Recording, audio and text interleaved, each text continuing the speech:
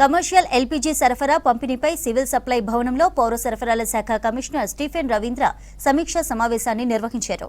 సమావేశంలో పరిశ్రమల శాఖ డైరెక్టర్ నిఖిల్ చక్రవర్తి, ఆయిల్ మార్కెటింగ్ కంపెనీల ప్రతినిధులు, హోటల్ అసోసియేషన్ల సభ్యులు పాల్గొన్నారు. డిపోల నుండి కమర్షియల్ ఎల్పీజీ సరఫరా పంపిణీ పెరిగినప్పటికీ కొన్ని రంగాలలో డెలివరీలో జాప్యం జరగడంపై తీవ్రంగా పరిగణించింది సివిల్ సప్లై శాఖ.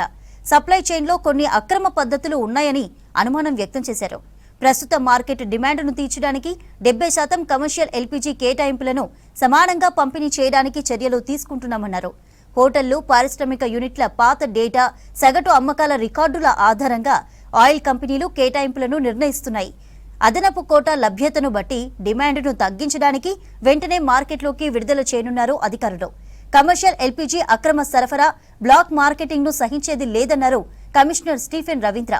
అనధికార మార్గాల్లో సిలిండర్లను కొనుగోలు చేసే వారిపై చట్టపరమైన చర్యలు తీసుకుంటామని హెచ్చరించారు. నిర్ణీత ధర కంటే ఎక్కువ వసూలు చేసినా, కావాలని డెలివరీ ఆలస్యం చేసినా డీలర్లపై కఠిన చర్యలుంటాయని, లైసెన్సులు కూడా రద్దు చేస్తామని హెచ్చరించారు.